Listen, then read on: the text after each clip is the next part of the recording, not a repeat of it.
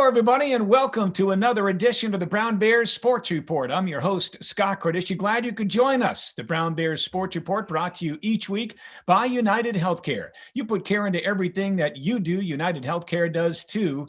United Healthcare, health plans that care for you and your family every step of the way. See what care can do at uhc.com.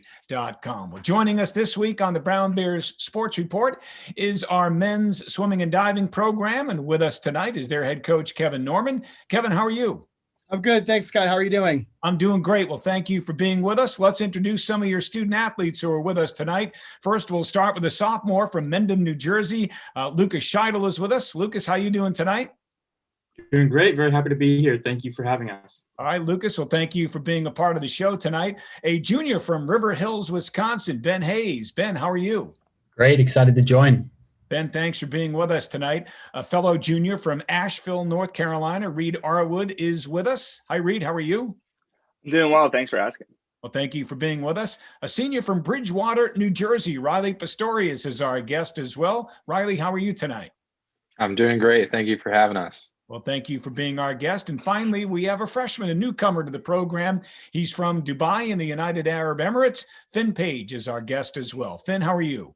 Great. Thanks. Thanks for having us. Well, thank you for being with us, and welcome to Brown Swimming. Well, Coach, we'll start with you.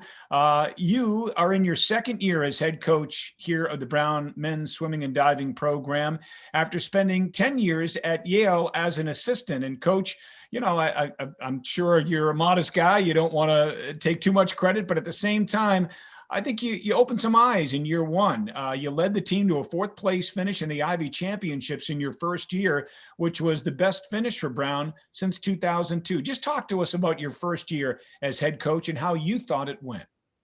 Well, it was a tremendous start for us. I thought that the team really bought into the idea of just working hard, understanding how talented the league is. And as you mentioned, I've been in the league for a little while now. The league has always been talented, but I've never seen this amount of talent, this depth of talent in the league. So understanding in order to move up, we had to be willing to outwork people. To get fourth in the league means we beat some very, very good teams.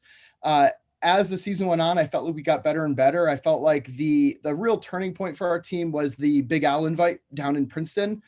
On a couple days rest, we broke a couple school records.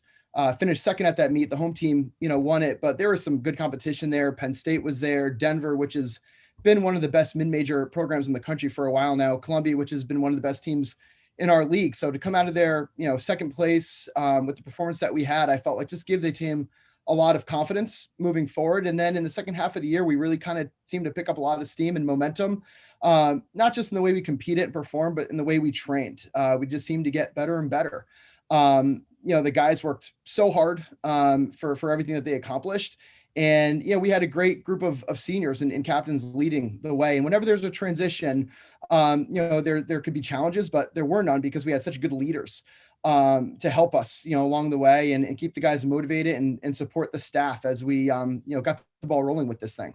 So, Riley, you're the lone senior on the Zoom with us today. Talk to us a little bit about year one under Coach Norman, because obviously this was a change for you and your classmates. What was it like and what was the difference? Why were you guys able to, achieve so many things so early on in Coach's first year? Yeah, definitely. I think, when a new coaching staff comes in, you always want to be able to maintain your momentum and culture that you've been carrying over and working on from year to year. And I think that that's something that Coach Norman was really open to and kind of understood. The leaders on our team last year had been working on building a culture for a long time, and he was very encouraging of that, which I think was a tremendous help, coming in just right off the bat, because it showed that he trusted us and that we were able to trust him. So I think that immediately that was really important. And, I think the coaching staff, Coach Kevin and Coach Matt Tynan did a really good job of building a cohesive unit, having some switchability between training groups and having people be exposed to different levels of training and ultimately just having trust in ourselves as athletes who know what's best for us. They're very responsive to our needs and understanding, that we know what's important for us in training and in school and everything. So I think that those were some pretty important factors that Kevin and Matt brought to the table immediately that really led to our success. The trust in our culture, and the trust in our, selves as athletes to understand what we needed in training and what was going to make us swim the fastest and have the strongest season. Well, Ben, speaking of swimming the fastest, when you were last in the pool at the Ivy Championships, you broke the school record in the 400 individual medley. Talk a little bit about that. Yeah, it was exciting. Obviously, it's been a year out of racing competitively with these guys, and I'm really excited to get back in the water with them. But yeah, that was an incredible experience, and I think that's a testament to our training group. Lucas over here, he's another 4-ironman with me, and I think that record is a testament to how good of a training group and how competitive of a group we are as a team. And I say that competitiveness in the best way possible. It's an extremely supportive competitiveness. So if we're in a set, it's like, I'm not going to let Lucas beat me, and he has the exact same thought process towards me. But it's, we're both pushing each other, and it's super supportive. So. Well, Lucas, speaking of breaking records at the Ivy Championships last year, you broke 2 yourself in the 500 and 1,000 meter freestyle. Really quite a performance by you, and must have been exciting for you. Yeah, it certainly was. And I have to 100% echo Ben off the bat. I could not have done it without this training group and the people that I was next to. I was used to a team culture and training that just was nothing near what I got in my first year here, and is even continuing in my second year now with our new training since we started up this spring. But additionally, I think the trust that the coaches have in us as athletes is another reason why records like this are able to be broken. I came in here never thinking I'd swim something like a 500 freestyle or 1,000 freestyle, and that's where the coaches are able to let us have a little bit of a say in what we want to swim, what we're feeling good in practice, and that's what enables things like this. So I know even Riley, looking at his 200 butterfly, another one of those swims where, not always swimming that event beforehand, but then place that trust in him, do really well at some dual meets, and then break another record, or almost break another record, break a best time by a whole lot. So definitely the coach's trust and the training environment makes these things possible. So you said coming in, you weren't necessarily expecting to swim those races, the 500 and 1,000. Were you more of a sprinter coming in? I wouldn't say sprinter, but more like mid-distance, like 200 IM, 200 fly, 400 IM. So sticking to the IMs, and then dropping a lot of time in some mid-season meets made this look like that could be a possibility to switch to some longer freestyle. So Reed, you competed as both a freshman and a sophomore in the Ivy Championships in multiple races, the 100 and 200 meter backstroke, the 200 IM. Just talk to us a little bit about, not being able to compete this year. I know how tough it was for you and for all student athletes in the Ivy League to not have a season. How much did you miss it? A whole lot. Racing with everyone is one of the best moments, and when we weren't racing, we were pushing ourselves in practice. And so, the atmosphere at like swim meets and stuff is, our team's super loud, super supportive, super rowdy, for the lack of a better word. And it's a lot of fun. So I really miss that. And some of my best memories are on the pool deck with the team.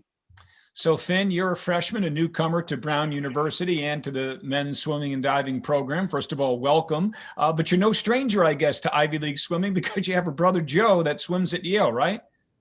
Yeah, thanks for inviting me. My brother's at Yale right now, so I've been exposed to Ivy League kind of racing before through my brother. He often talks about kind of the Ivy League mentality and the training they do there, so I kind of exposed to that through him. But then coming to Brown, it's like it's completely different from hearing it through him, because the culture you have of a team of guys who are there, got your back, is very different from what you get in club swimming, especially in club swimming back home, where kind of it was a mainly English team, so everyone's kind of competing for the same kind of spots. Whilst here, we're all fighting for the same team. It's a big team sport here compared to an individual sport like back home. So now take us through, I understand, born and raised in England, but you've been living the past few years in Dubai. Is that correct? I was in England until I was around 5, and then I spent the last 13 years or so back in Dubai. So Okay, and swimming competitively, obviously. Coach, tell us a little bit about Finn. I understand that you recruited his brother Joe while you were at Yale as well. So obviously, you like the swimming talent in the Page family. Yeah, I mean, I had a little bit of a cheat sheet in recruiting Finn. I recruited Joe years ago at Yale.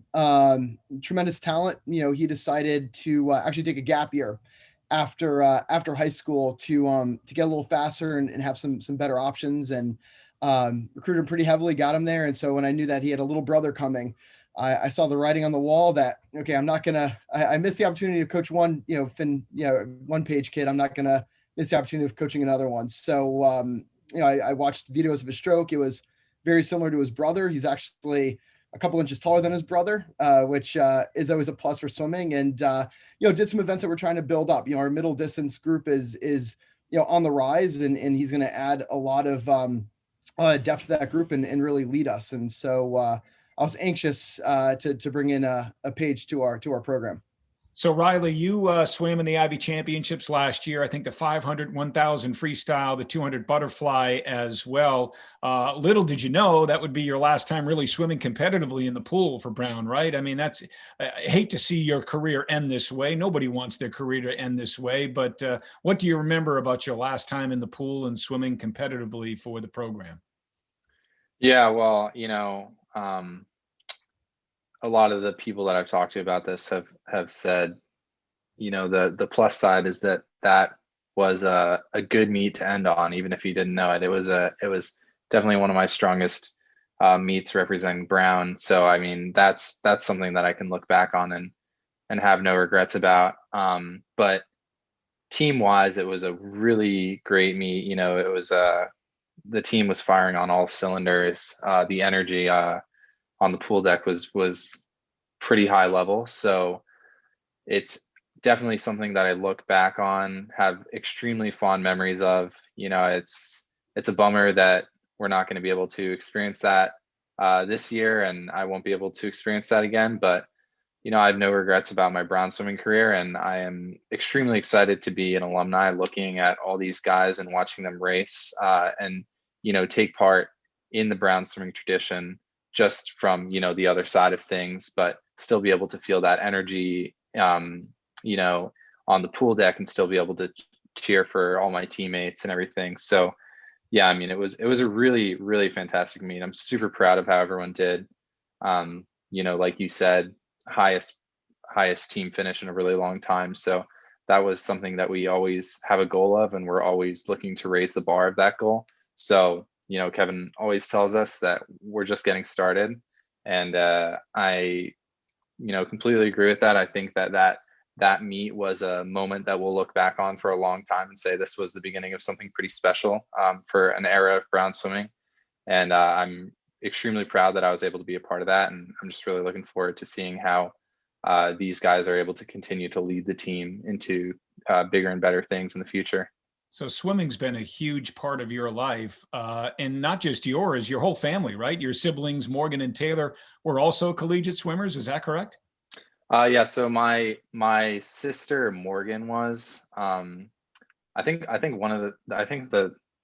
my like athlete page on the Brown website is a little incorrect. So one of my sisters was a swimmer at the College of New Jersey. And then one of my other swimmers, my other sister, she swam in high school, but she didn't swim in college. But yeah, my sister and then my dad also swam in college. So yeah, definitely a big swimming family. And Reed, your sister, if I'm not mistaken, Alyssa, was a swimmer at Duke. Is that correct? Yeah, my whole family is actually collegiate swimmers. So both of my parents swam at Emory, and actually my little sister is a freshman there this year swimming. And then my older sister swam at Duke. So I'm in a line of swimmers. Lucas, same thing for you, right? Sister Maya, former swimmer at the University of Chicago. Same thing for me. And then my father back in the day for MIT, he was he was on their team. So not my mom, and then my brother had to stop for lacrosse and hockey because he's more into those rough sports. But we all have some background in swimming. So Ben, talk to us a little bit. You were a swimmer, a football player, and a lacrosse player in high school. What made you decide to pursue, I guess, swimming as a college sport? Put simply, it was just the sport I was best at. but I think it's also the sport that pushed me most mentally, because that's a lot of what swimming is. It's how far can you push yourself in the pool, and like, yeah, there's physical limits, but it's also, how hard are you willing to push yourself in your head, and on top of that, just playing all those sports, I think kept swimming really fresh for me. And I think a lot of times you see by the time people finish high school and they've been swimming their whole life and they haven't done anything other than that, they're really burnt out on the sport. So playing lacrosse and football through my sophomore year kept it really fresh. So when I got to college, I was still extremely motivated to push myself and do well. So yeah, I think just keeping it fresh has helped me keep a really good mindset towards the sport. Coach, you were a swimmer in college at UNC Wilmington. When you got out of school, did you know that you wanted to stay involved in the sport and get into coaching right away? I would say, so I was a phys ed and exercise science major, and there are a couple different paths I could take. I knew coaching was potentially one of them. I wasn't sold yet, but being away from a team now, the water for about a year made me really miss it. So when I was in graduate school, it was time for me to do my independent study, and I did on the physiology of swimming. And actually, with that study, I did some work with the Yale team as a volunteer coach, and that's when I realized, this is what I want to do. I love it. And swimming is one of those sports where I don't think you realize how much you love it until you're away from it, because it is a difficult sport. It's definitely challenging physically and mentally. And having that year away from a team made me realize how much I love the sport, how much I love college athletics. And when I got back on deck, with the Yale team that year as a volunteer assistant, that was the 08-09 season. That's when I realized that's what I wanted to do. So I took my first job at Sewanee, smaller Division III program in Tennessee, and then a position opened up at Yale a year later, and I made my way back to the Northeast and to the Ivy League, and the rest is history. I asked your women's counterpart, Kate Kovanok, the head coach of our women's swimming and diving program, this question last week. The Catherine Moran Coleman Aquatic Center, obviously still very relatively new. A lot of people think it's the finest and fastest pool in the Ivy League. Is it that, number one, in your opinion? And number two, is it a tool to help you in recruiting? Number one, it absolutely is. This is the newest, fastest pool in the Ivy League.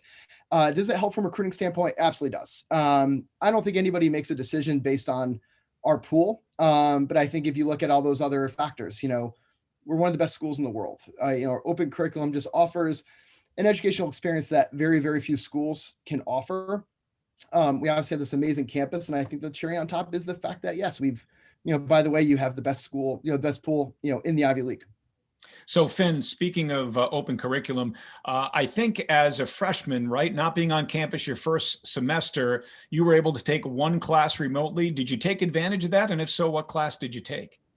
Yeah, definitely just to get ahead of the game. I took Principles of Economics, which was a bold departure from what I normally take, but I thought, if I struggle horrendously, I have all the time in the world to try get an A. Have you decided what your concentration will be, or do you come to Brown undecided like a lot of freshmen do? Right now, I'm kind of mulling over concentration. I'm thinking probably political science and history, but of course, with time that can change. Sure. Riley, what was your concentration? What will you be graduating with a degree in, and what's up next for you? Yeah, so I concentrated in economics and social analysis and research, which is in the sociology department. And next year, I'll be working for Capital One in Washington, D.C. as a strategy consultant. Oh, congratulations. That's awesome. It's a great place to live and work. Reed, same question to you. What is your concentration here at Brown? I'm studying computer science and economics. And then I'm planning on working in like tech or something after I graduate. Ben, you're a junior. What's your concentration, and what do you foresee after you graduate from Brown next year? I'm actually the same as Reed. I'm computer science and economics, but I do a lot of videography and photography stuff on the side. So ideally, I'd like to go into that. A lot of freelancing that I do. I also work with a few teams at Brown, just producing videos and stuff for senior day and stuff like that. So I think that's definitely a career path that I would love to explore. So we should put you in touch with, he's a former football player, probably played about maybe 12 years ago. His name is Rob Ranney. And Yep, do you know Rob? So Rob is, I don't know him personally, but I know his work. Yeah, he does a great job. So that's a guy that we should put you in touch with, because if that's a career you want to pursue, he'd be a great guy to talk to. Absolutely. Lucas, how about you? Have you settled in on a concentration here at Brown? Yeah, after mulling over a couple of different decisions, potentially economics, I took a couple computer science courses and applied math. I'm thinking mechanical engineering is what I plan to concentrate in. So that's coming up soon, the deadline. And in terms of career paths, I honestly could not tell you I have any any one thing that's calling me. So I'm kind of open to whatever, but I feel like this is a great tool to prepare me for whatever. You have plenty of time to worry about that. So don't worry. Enjoy your next 3 years. Finn, I was reading your bio and I'm trying to figure out, are you a singer? Is that correct? I sing. Yeah. Okay. What do you say? Like, are you in a choir or an a cappella group? Tell us exactly what it is that you sing. Back home, I was part of the Dubai Chamber Choir, and I also do classical grades as well. So I just finished my diploma. So I'm now officially, which is a very fancy title for something, I'm now an associate of the Royal Schools of Music, which is very exciting. That's really cool. That's really cool. Riley, what are you going to miss most about Brown? Man, how long do you have? I'd say the top two things I'm going to miss the most are the campus and the people. There's, we all know what a magical place this is, but walking around the campus really reinforces just like the amazing vibe that this school has. It's such a beautiful place, and especially in the spring and in the early fall, it's just such an amazing place to be. And then obviously the people I've met here will be some of my lifelong friends. There's, on this team, it's an incredible group of guys, but then, beyond the pool, I've met some really amazing people with amazing backgrounds that I wouldn't have had the opportunity to meet if I hadn't come to Brown. So I am just really appreciative of that experience. And that's something that I'm definitely going to miss, being able to socialize and engage with the Brown community. It's a really special place. And I couldn't emphasize enough how much I love it and how much I'm going to miss it. Well said. Reed, what's it been like for you and your teammates the last couple of weeks being able to get back in the pool, right? I know you guys can't work out together as a full squad. You have to kind of split things up to make sure everybody's socially distanced. But what's it been like to get back in the pool these past couple of weeks? It was a blast. We didn't miss a beat. It seemed like we were just thrown back mid-season, and our first week it was a little bit easier since we were very out of shape. But I was like really surprised with how fast people were going a weekend. And I personally went times that I probably would have been happy with going like in season last year, and then like Tyler Lue was just going absurdly fast times throughout practices, and it was just like so much fun with all the guys in the pool. So Ben, during the pandemic, were you able to get into the pool and kind of stay in swimming shape or not? Was that difficult? Yeah, I was actually fortunate enough to be able to get in the pool out in California. I was in the Bay Area, and pretty early on, they let the pools open. So I got in with a local club team there, and I can't say it was the most consistent practice schedule. Just if you're familiar, we had a bunch of wildfires. It was a pretty bad wildfire season. Yeah. So we'd go like a week on of practice and then have a week of practices canceled because of poor air quality. But I was definitely getting more swimming than a lot of other people can say. So definitely fortunate for that. Lucas, how about you? Were you able to get in the pool during the pandemic? I had a little bit back home. Over the break in New Jersey, they actually that's when they shut down youth sports teams. So I wasn't able to train with my team, but I had one friend, and we maxed out our 3 hours and 45 minutes a week of training, but we really made it count. And I think just starting now up again has been awesome. I actually keep track of all our yardage. So I've done the most yardage I've done in a while. We've done, I think, 77,000 yards since coming back. And it just feels like we're in so much better shape than just 77,000 yards would get you. And I'm lucky enough to be in a pod with myself, Kabir, one other sophomore, and all the freshmen. And it's just awesome being with all the fresh faces, and it's really rejuvenating to be able to race them and see how fast everyone's going. And that's only on 3 weeks of practice. Wow. Finn, what was it like over in Dubai with the pandemic? Was it very similar to what it's been like here in the States? I mean, was the infection rate high? Were there lockdowns? I mean, what was it like dealing with the pandemic for the past 10, 11 months? I think Dubai took a very bold step. I think in early April, we locked down for 15 weeks, so I didn't leave my house once. And then from there on, life was not normal, but much more normal than it was here. So we had like a normal training schedule, races and meets. And then, of course, they opened the borders to tourists, and it all went horrifically wrong, as it always does. So And now everyone's locked back down again. But what's it been like for you being able to get in the pool these past few days? yeah, it's been really exciting. Just racing with the guys. I'm not used to having so many like training partners alongside me because I came from quite a young squad. So it's really good having Lucas and the freshman guys pushing me along and trying to get me to new heights. Reed, what do you miss most about the pre-pandemic norm? Is there something that you miss that you can't wait to get back to when things return to normal? I probably just miss like hanging out with the team in a dining hall after practice. I mean, like as simple as that sounds, those are some of my best memories. Like, 20 guys going over after practice, and you just sit there for an hour talking, and those are just wonderful moments that I'll cherish forever. Ben, same question to you.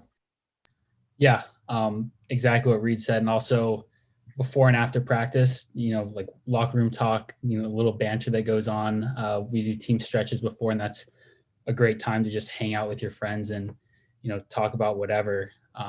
But yeah, just hanging out with the guys on a consistent basis is what I miss about it. Riley, one of the things I think that's come out of this pandemic, I guess a good thing, is we've all learned how to use Zoom, right? Anything else in your opinion that something good that came out of the pandemic these past 10, 11 months?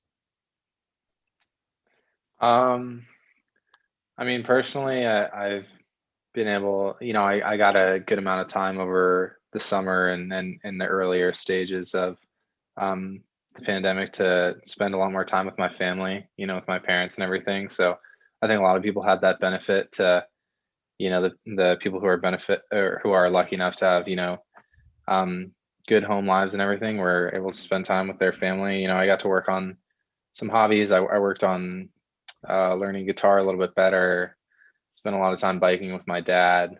So yeah, I'm definitely grateful for that, time that I got to spend with my family.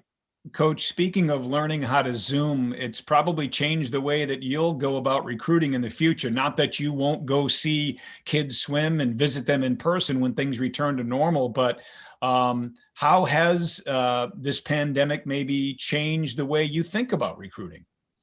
It's definitely changed the landscape of recruiting. Everything, as you know, has moved virtual. We're in an NCAA dead period. I think that's been extended to now the end of May. So there's really no in-person recruiting that you can do. Recruits coming to campus to see our facilities, see our campus, meet with us either officially or unofficially.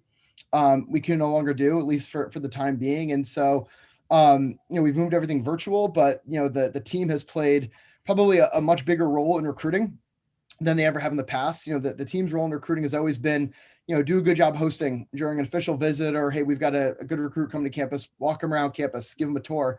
Now we're setting up Zoom calls. We typically have like 2 to 3 guys on Zooms with recruits, usually a couple times a week, connecting with them. The connection between current athlete and potential future athlete is pretty important. And over Zoom is really the only time we can do that now. Unfortunately, hopefully that changes. But the team has played, like I said, a major role in our recruiting. We've got a phenomenally talented class coming in next year in the fall, and I give a lot of credit to our current athletes in helping us get those guys.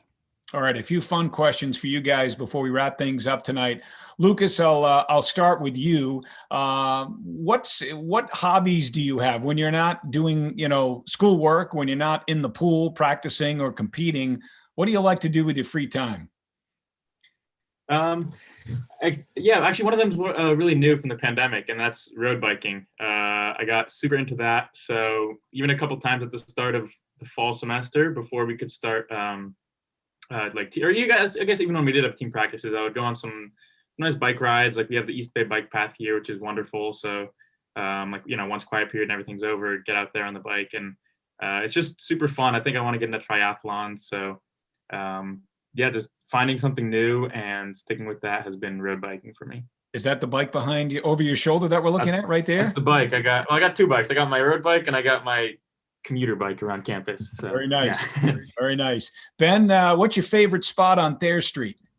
On Thayer Street, I'm gonna have to say Chinatown. It's rare for me to go there just because how heavy it is, and I don't eat out that much. But if I want a place to go and want something heavy, it's definitely Chinatown. All right, Reed, same question along those lines. What's your favorite pig out food? If you could just have one food to pig out on, what would it be? I'm a big fan of pizza, I gotta say. As like simple as that sounds, it's a classic.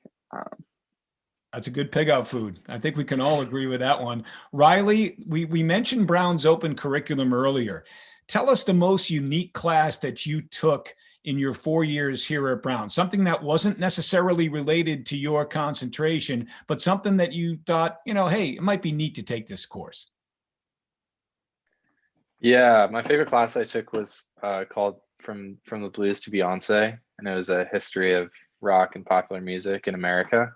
And that class was really interesting. I mean, I'm a huge music fan, and that class, kind of taught me the history and the fundamentals of some of the music genres that I've really enjoyed listening to.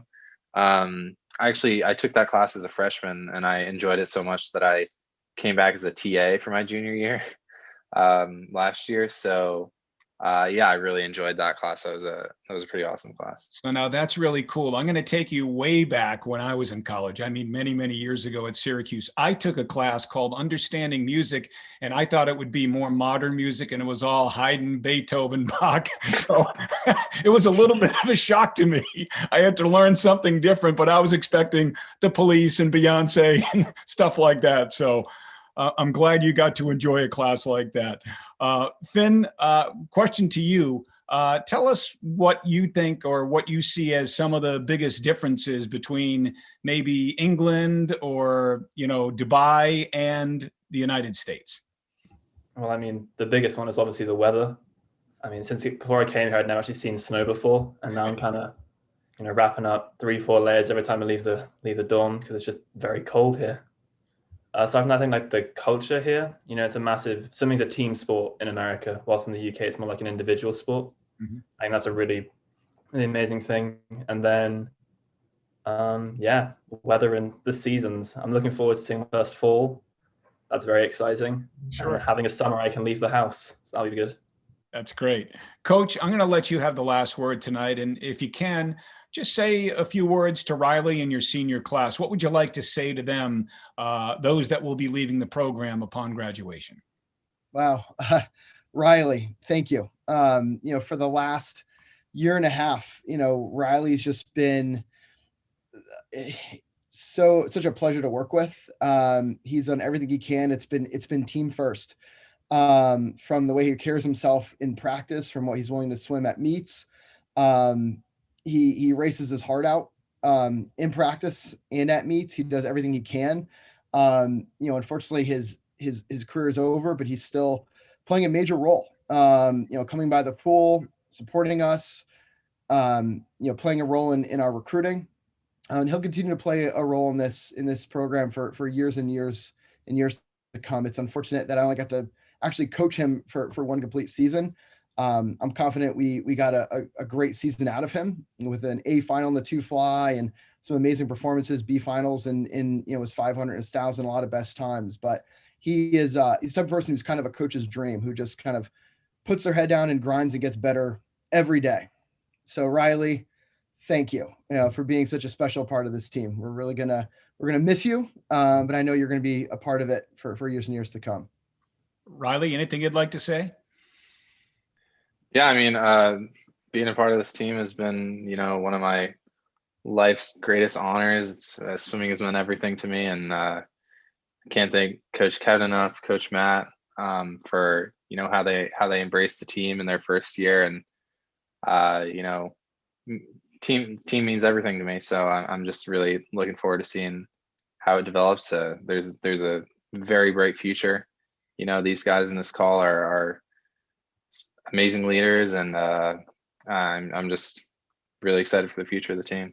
Well, Riley, thank you. Congratulations on a great career here at Brown. Riley, Finn, Reed, Ben, Lucas, thank you all for being with us. Coach Norman as well. It's the Brown men's swim and dive team with us on the Brown Bears Sports Report. This has been a presentation of Learfield IMG College.